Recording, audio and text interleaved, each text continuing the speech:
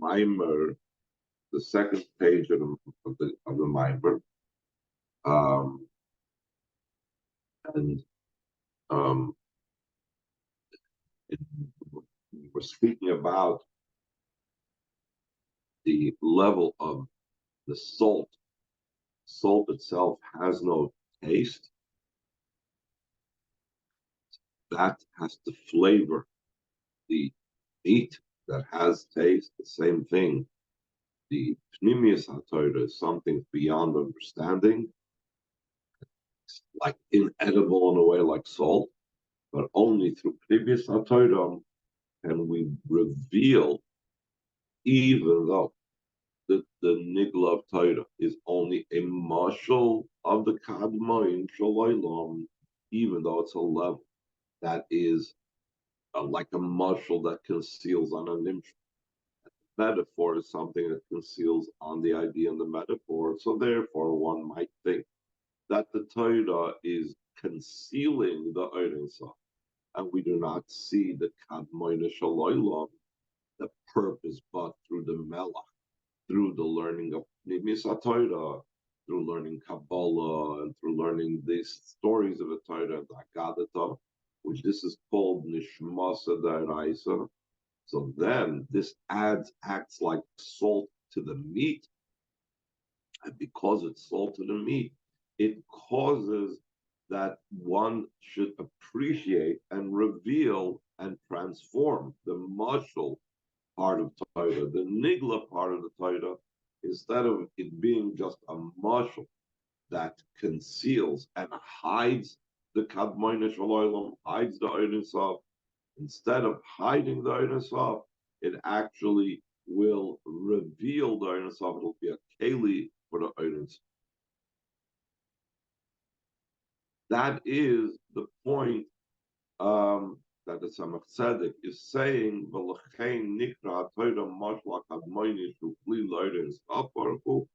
after explaining the purpose that melach, that the purpose of Torah being melach and salt for revealing in the Pnimius HaTorah, in the Chitzonius HaTorah, this idea. So we're still focused like on this parentheses of the Tzemach Tzedek that he inserts into this mind. So seemingly it just goes to explain that point about how the salt, which is the Pnimius HaTorah, flavors the meat, which is the nigla of the Torah.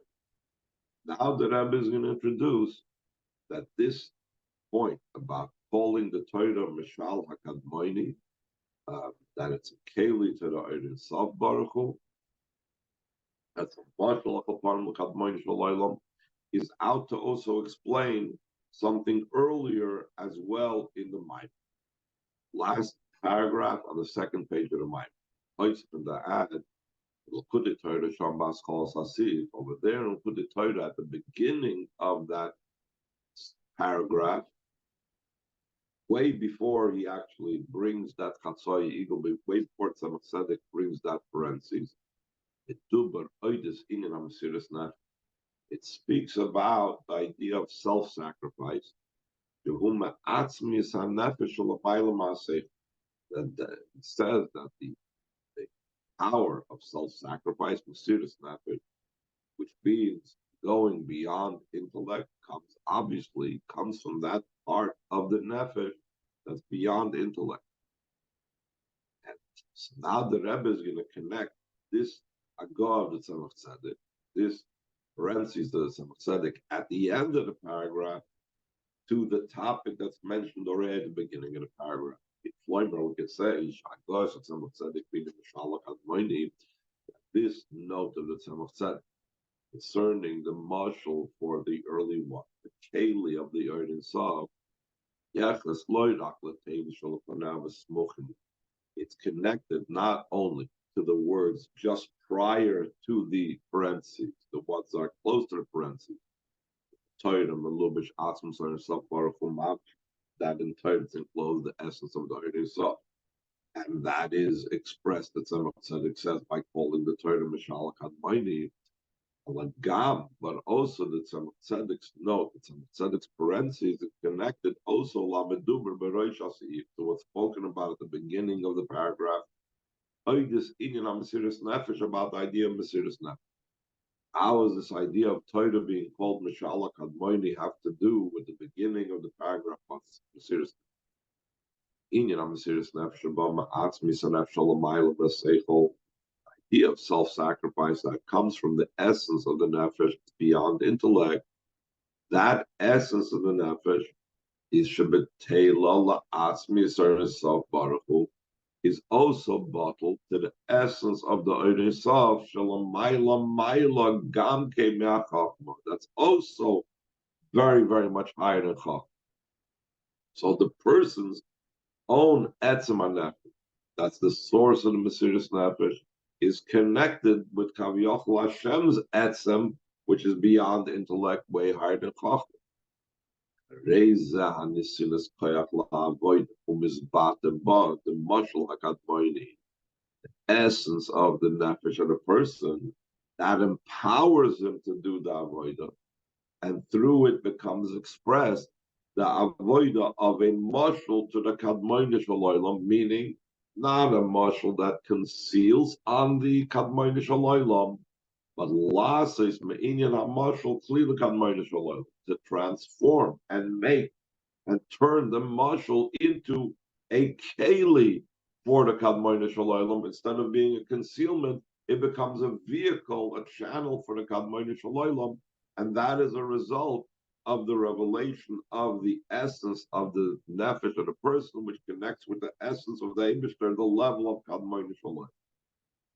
Okay, now in Ois Gimel, he's going to go further to examine the expression of the Tzemach Tzedek. And the Rebbe is going to point out that even the note to where the Tzemach Tzedek is pointing to, Tzemach Tzedek says, like it says in the Maamar of Purim, that is an unusual formulation that the Tzemach Tzedek doesn't usually say. When the Tzemach Tzedek points to other Maamarim to look at, he will say them by name. He doesn't say by concept. So the Maamar that Tzemach Tzedek is referring to is a Maamar of the Alter Rebbe called Chayiv Inish L'Psumim, that a person is obligated to become intoxicated, inebriated to the degree, and yet, instead of naming the Maamar by its name, by its title, all he says is Drush Purim. The Rebbe is going to explain the meaning behind that in connection with what we've been talking about. Ois Gimel, third page of the copies. And this idea is hinted in the note of the Tzemach Tzedek. Like it says about this, Tzemach Tzedek says in the Maamar of Purim. The Tzemach Tzedek did not say, as it says in the Maamar title, a person is obligated to become intoxicated, karogil, like it's customary. God makes lots of tzedek by Tzionim, also by the Tzemach Tzedek, when he points to a different Maamar, likra Maamar al shem askolosik, to call a Maamar by its title, by its opening pasuk or opening phrase, etc.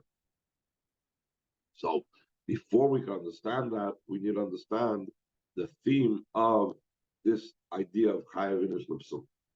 Hagdim, we need a preface, the Ikering and Apurim, Wachiv L'Psum Adelo Yada. The Rebbe says, of all the different mitzvahs we have on Purim, the main part of Purim is the obligation to become inebriated until he does not know. How can that be? What does that mean? The Rebbe says, "Zohi mitzvah yechida shechiyuva b'chol meshach yom HaPurim." That is the only mitzvah that's obligation is for the entire duration of the day of Purim. B'chol rega v'rega shaboy, in every single moment.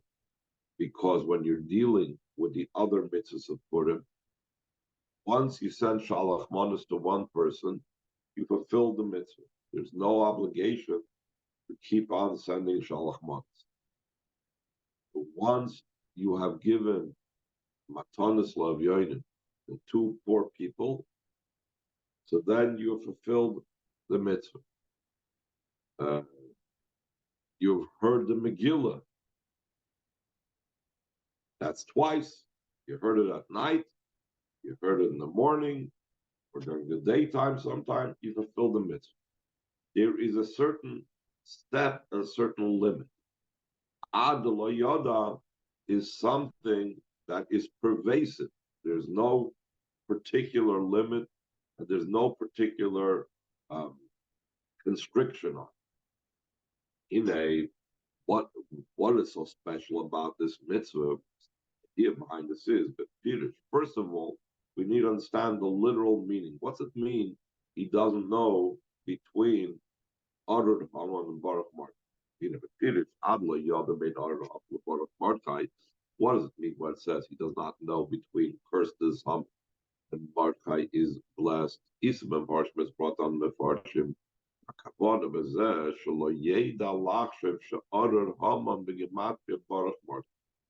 He does not, he is so inebriated, so intoxicated, that he does not know to calculate that the gematria of the words uttered Haman is the same gematria like Baruch Markai. He doesn't, he's, this is a little bit beyond him to go figuring out the equivalency over here of the gematria.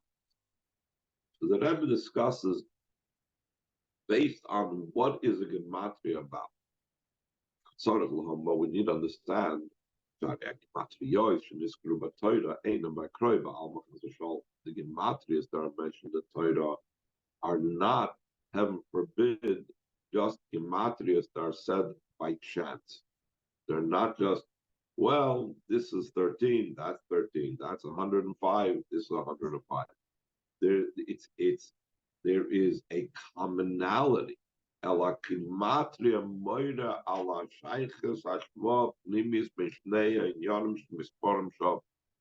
gematria indicates on the association, on a certain inner comparison and similarity between the two matters, that their number is the same. This is why the Rebbe also says that in general, we don't make gematrias on our own. Remember when personal PCs became popular, so then there was these gematria programs. Now you don't need to. Anybody and everywhere has it. You can put together your own gematrias, but the Rebbe says we don't do that. The Rebbe made exceptions and said if there's a hero and a Avodas Hashem, fine. Why don't we do that? This has the number, that has the number. No, because a gematria in Torah shows that there is a certain amount of energies and divine powers that are the sum of this word, and a certain amount of energies and divine powers that are the sum of a different word. And because they have a similar number of energies, that means they have something in common. Move Tanya, like it's understood, what's explained in Tanya and Shar Yichud, when over there he's explaining how is it that if everything was created from the Asara Amaris, everything was created from Hashem's utterance, from the Dvar Hashem, from Hashem's spoken word, we don't see all the creations of the world that Hashem spoke into existence. So how is it possible to say that Hashem's words, Hashem's speech, gives existence and life to all beings? So he explains over there. And the Broim, the Kroim, B'Shem, Yehu Hagimatria Shalateva Shemiskra Basara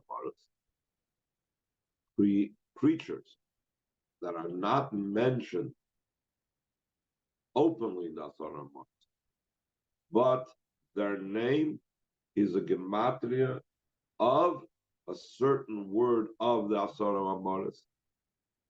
Chayes Halakisha Behem, so the divine life and energy that's in that particular creation, which is transmitted through their name, is nimshach meteva zusha basara amaris. It derives from the equivalent gematria of a certain word in the 10 utterances. After the lessening and decreasing of light, because as Alter Rebbe explains over there, the very fact that it's being communicated via gematria means a decrease of energy. So, but it does show a certain connection. So therefore it's understood. There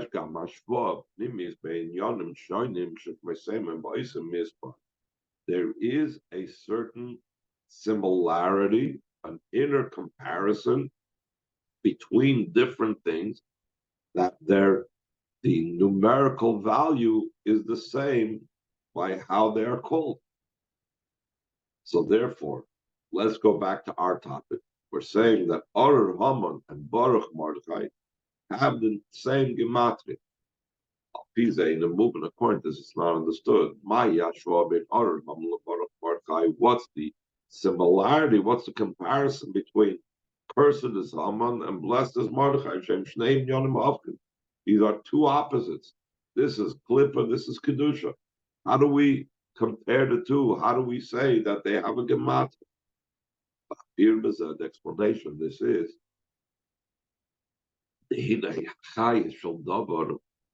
what does it mean, the life force of something? What is the vitality of something?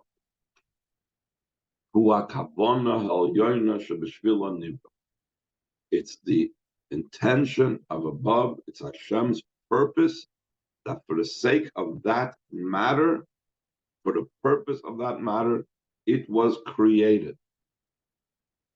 In other words, we know the highest of everything is Hashem's will. He wanted it, and therefore came to being. What does he want it? Why does he want it? Because it fulfills a certain purpose. So it comes out that the purpose that it fulfills, the purpose that it's meant for, that is the highest of that particular object. That is the life force and vitality of that particular thing. Therefore, based on understanding this idea that the highest is the kavana, even shekavanas his havas other ham ibishvil napich. Since the purpose, the intention, why was there created this whole idea of Haman being cursed? It's for the sake of not having that cursed person around, not having the klippa around, but to defeat the klippa, to transform the other Haman, meaning Hainu, this means Shaide Avoidus, Israel Yishapik Lebaruch Mordechai through the Avodah, Yidnish be transformed to Mordechai being blessed. That's the intention in the coming into being of anything and everything bad. To transform them to light, to day and light.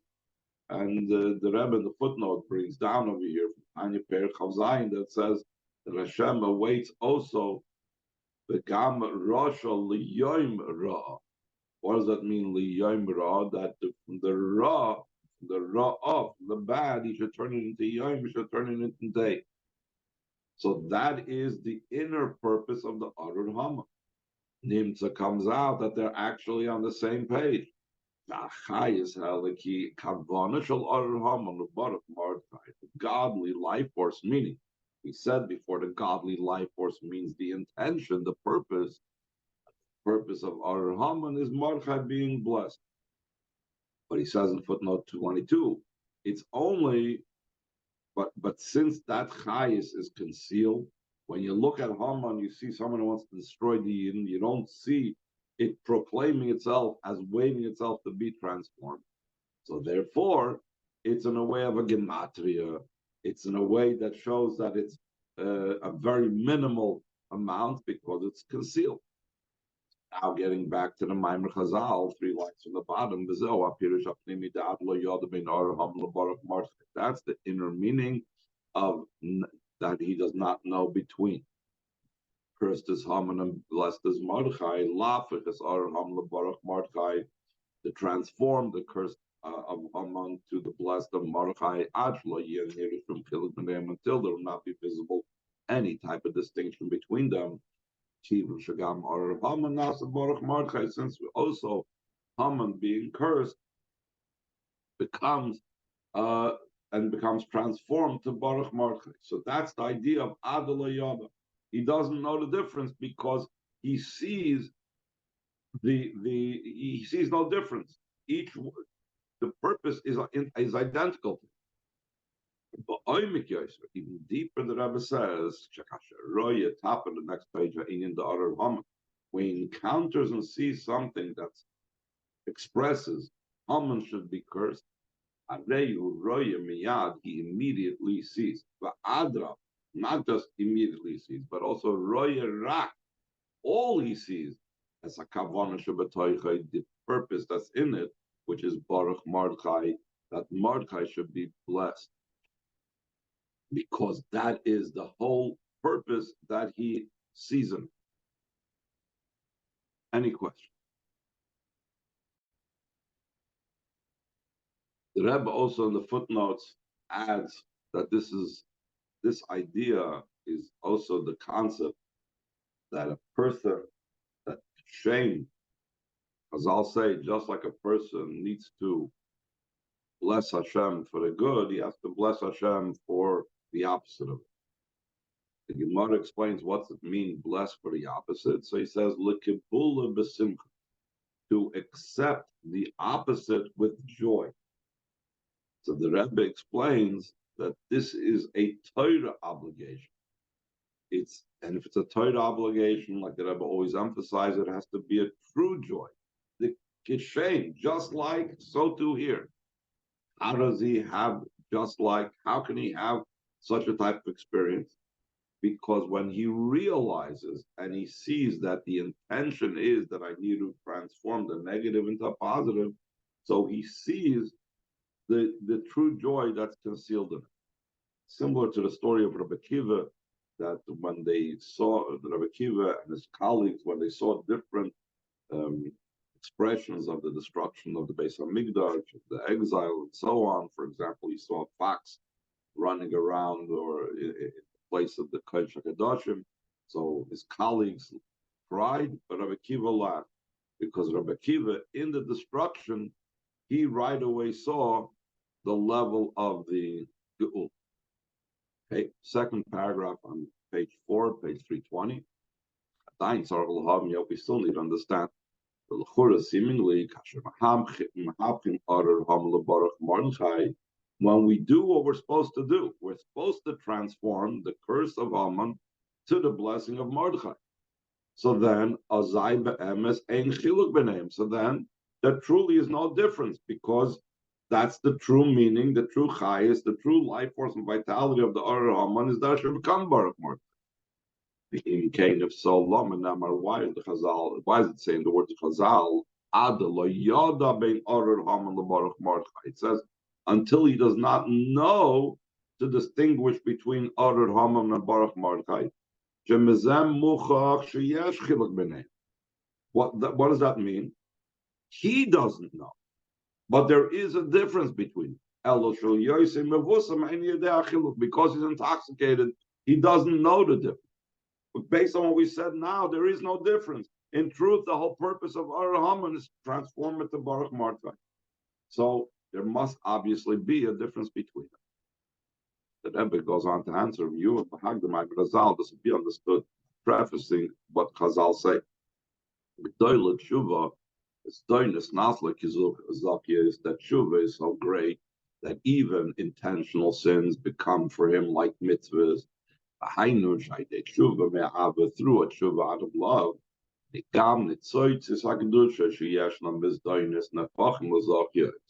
also the sparks of holiness that are embedded in the intentional sins become transformed to mitzvahs. The Rebbe right away in the footnote points out, but it's only the sparks. The sparks themselves are called by the words doinus. When the Chazal says doinus naflik izochis, it includes the sparks, because the sparks, according to Chassidus, become so distant from Hashem that they are like a piece of meat that was previously kosher and got in contact with milk, and all of a sudden chaticha nas and avela becomes non-kosher. So the same thing, these sparks of godliness became doinusized. When there is tshuva, so these sparks of godliness, which we are now classifying as doinus, as avedas, they become transformed to zochias. But the Rebbe points out, only the spark, he says in footnote 27. The actual Aveda itself is against Hashem's will. That Aveda itself, the object of the Aveda, cannot ever become transformed. It's only the spark.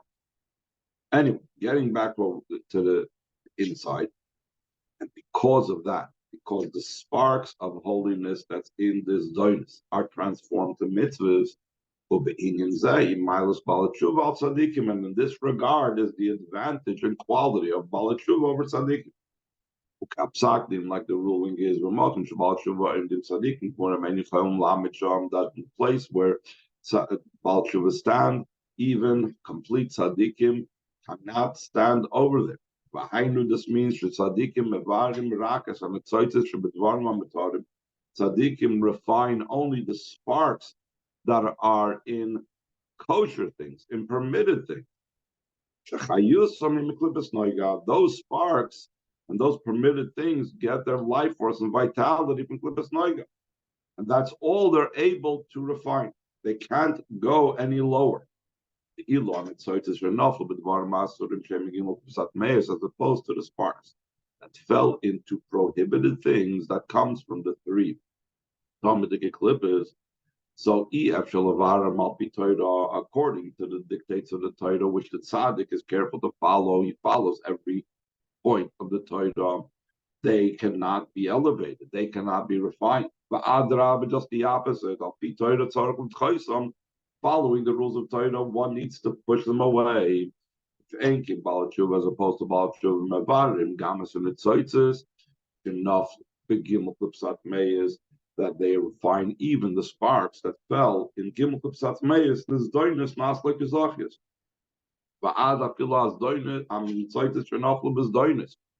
Even the sparks that fell into Avedas, intentional Avedas, in Lamata Yoiser Madvar Masurim, they're even lower than the prohibited things themselves, because they're the opposite of the will of Hashem. Meaning, why are this doinus even worse? Because the actual prohibited thing, that's klippa, and klippa is fulfilling its job, like the Alter Rebbe often explained. But the person doing the Aveda, the person committing this doinus, he is someone that is actually going against Hashem's will. So this doinus themselves, the intentional Avedas themselves, they are even lower. And the Baal Tshuva takes the spark that's embedded so low, not just in the prohibited item, but also in intentional sins, and they take that spark and they elevate it,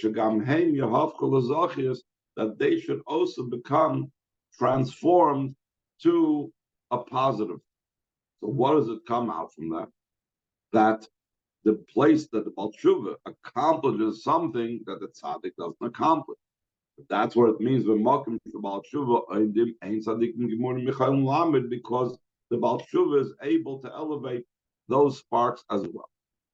Tomorrow we'll explain how that connects back to the difference between Arar Haman, that one sees that the purpose of Arar Haman is to transform, and the Baruch Mark.